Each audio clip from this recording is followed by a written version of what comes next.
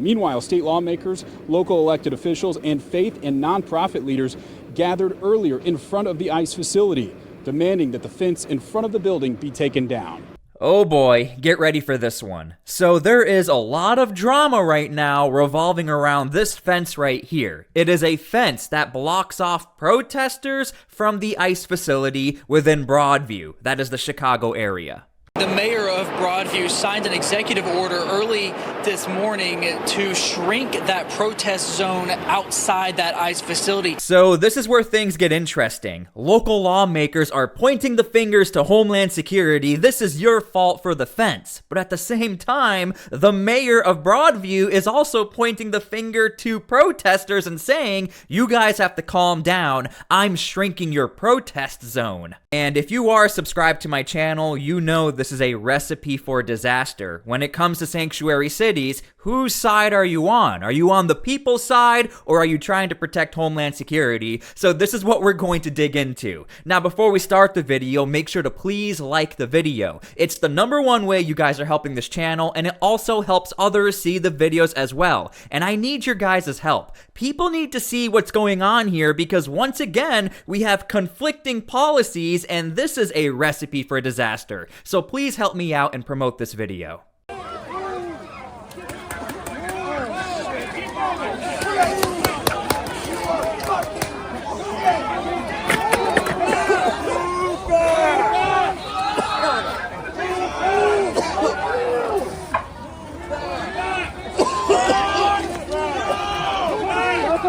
Okay, so first things first, the reason why that fence was put in place is so that protesters have a designated area where they can protest. However, it also became an issue because protesters said, that's fine, we're just going to collapse on the area. You can still see the fence in the background, but the protesters were still blocking operations. And just to give credit, that was BG on the scene. Make sure to go give him a follow, go support him. He has a ton of really good content just like that.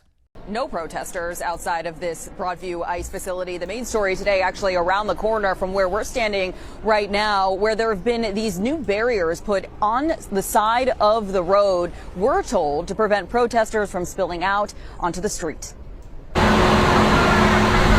Construction crews lower barriers on South 25th Avenue. What's normally a busy street, but is now also shared with protesters who have been shouting at ICE vehicles as they drive closer to the processing center. It does seem like they are buttressing and fortifying this facility, and of course that's not a good sign. This right here is what people need to see what's happening in Chicago. This is textbook sanctuary city policies that end up collapsing on themselves. Because as you can hear, these protesters are saying, hold on, it looks like you're actually trying to fortify and help out that ICE building. What are you guys doing here? We're on your side. We don't like ICE. Good evening. The mayor of Broadview signed an executive order early this morning to shrink that protest zone outside that ICE facility. And she points to this weekend's arrest to show that some protesters are deciding to raise their fists rather than raise their voice. So now the mayor is actually shifting the blame to the protesters and away from ICE. And she even said verbatim, people are raising their fists. So again, this is becoming a little problematic because now the mayor, it looks like she's actually blaming the protesters and having to create more of a border to get them away from the ICE facility. But here's where the sanctuary city policies again start to collapse on themselves. Now you have local lawmakers who are saying, no, let's get rid of these borders. Mr. Trump, tear down this fence now. Illinois Speaker of the House Chris Welch convening state legislators, local mayors, and activist groups with a shared message of opposition to President Donald Trump's immigration crackdown. The speaker drawing parallels to the authoritarian regime of the former Soviet Union. And an American president actually ordered an iron fence to be erected in American City.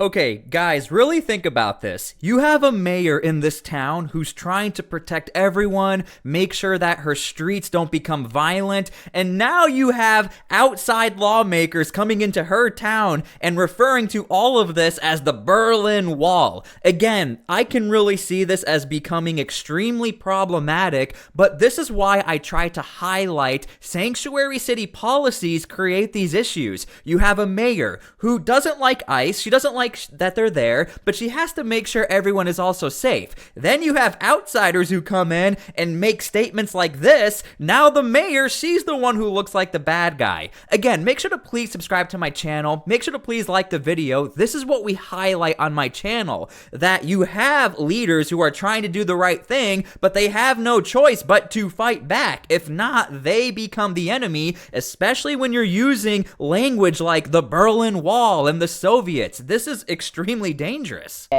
We are a city where we protect one another. Neighbors came out too when they realized the barriers had been put down, in one case on top of someone's plants. I feel like I'm in prison myself. James Baker lives on South 25th. He says it's been almost impossible getting in and out of his home in the last few weeks. I went to the grocery store 4 days ago. Me and my son had to carry the groceries from the end of that light right there to the house.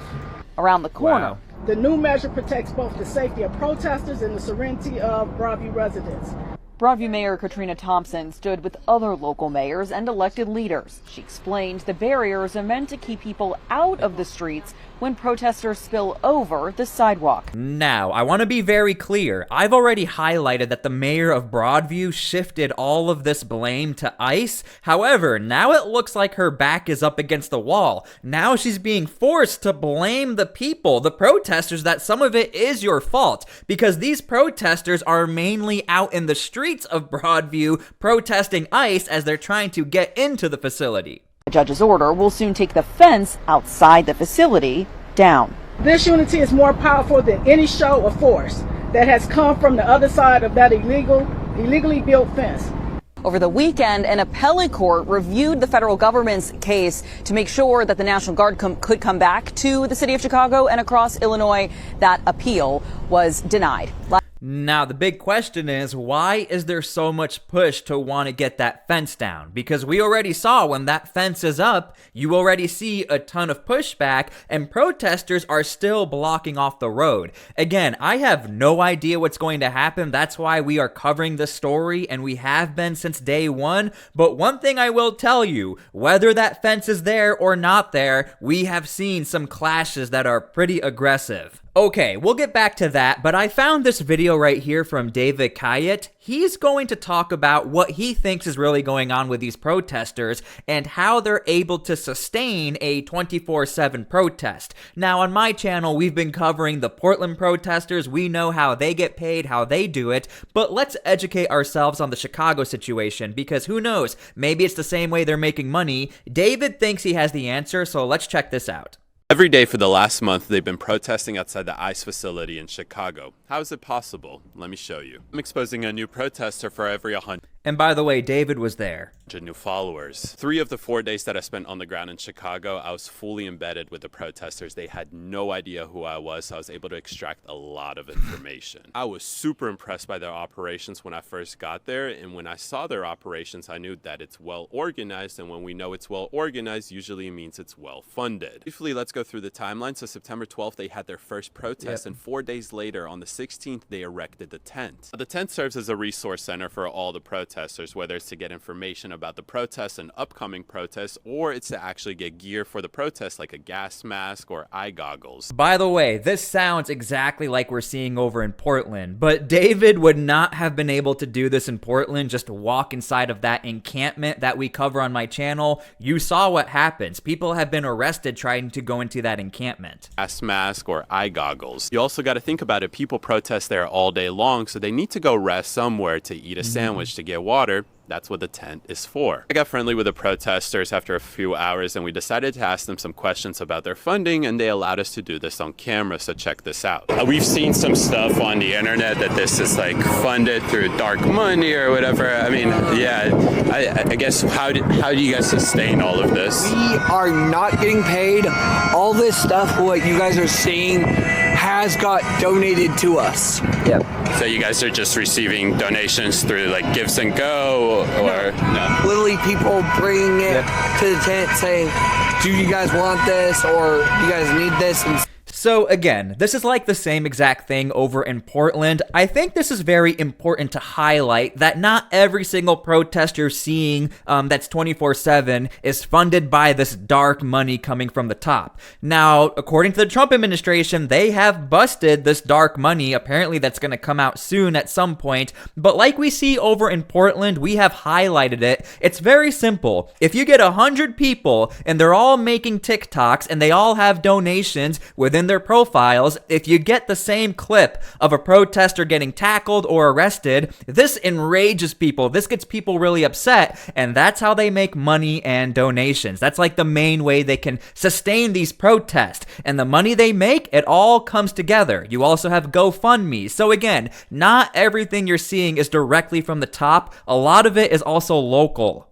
Stuff like that. It's not like they would have told me that there's dark money or that they're attached to an organization like DSA or PSL, but how are they able to do this? Totally get being there and volunteering to be there, but he said people are dropping off things, and I see a lot of Amazon packages. And that's when I came across this flyer that had their wish list. Yeah, they literally have an Amazon wish list of people purchasing the things that they need, and then they get there, but who is buying this stuff? I'm emphasizing the tent a lot because without the tent, they wouldn't be able to protest this long. And because all of this is operated through Amazon's wish list, we really don't know who's funding this and whose interest it could possibly be, whether it's a country or a party, to continuously have this protest on.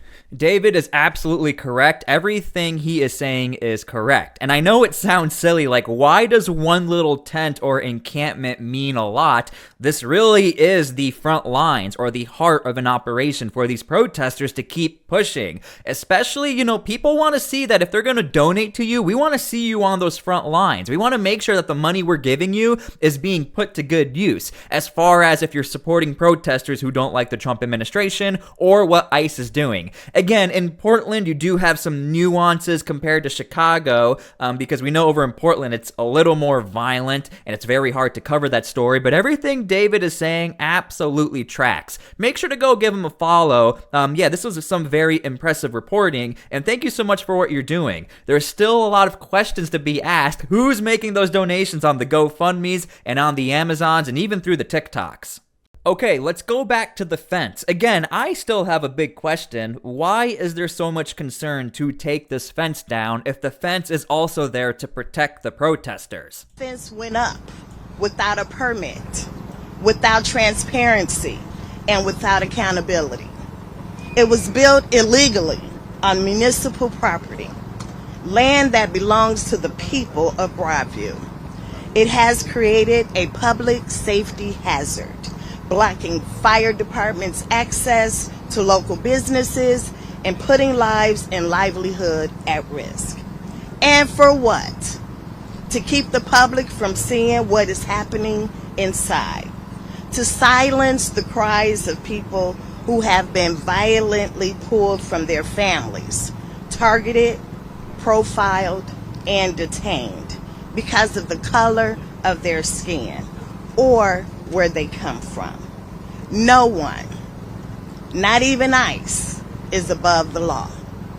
Now, here's where things get complicated, because if you want to take the fence down, I wouldn't be surprised if the Trump administration's going to do what they always do. If you do not help us or protect us, that's fine. We have federal assets, and we have the biggest budget we've ever had for ICE alone, so I would not be surprised. This happens all the time with the Trump administration. If you escalate the force against us, it's going to be a reverse escalation. We're just going to bring in more federal assets. That's what Kristi Noem said to Portland. All you have to do is bring in some police force to protect us. Otherwise, we're sending in 4 times more federal agents.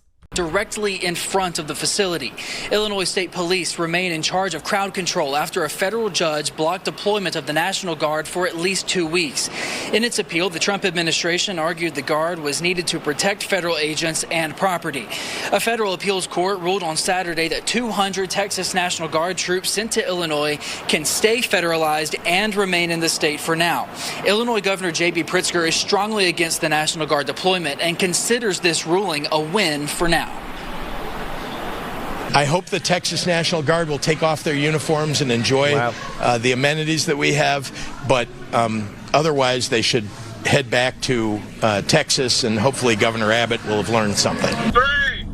As I make this video right now, again, the Texas National Guard, they are in the Chicago area, but it looks like they are waiting to see whether or not they are going to be at that Broadview facility. Now, we did see some troops walking around the Broadview facility, but as far as being operational, it doesn't look like as of right now they will be. That is indeed a tense situation there at Broadview. It's been that way for several weeks, as you say, and no let up in sight. So a lot of tempers flaring there with those protesters, but we're ready, and we're not going to let anything happen to our agents, officers, or those detainees. That's the other thing. This is also about the detainees, to protect them as well. And we have already seen scenes of vehicles trying to be blocked with detainees inside of the vehicle. That's another dangerous situation. And who do you blame? Do you blame the city of Broadview for not creating protection for the detainees, or do you blame ICE? That's where it also gets complicated. Okay, so we're going to see what happens. No matter what, unfortunately, this does not look like it's going to be a good situation. If the fence stays up, people are going to be mad.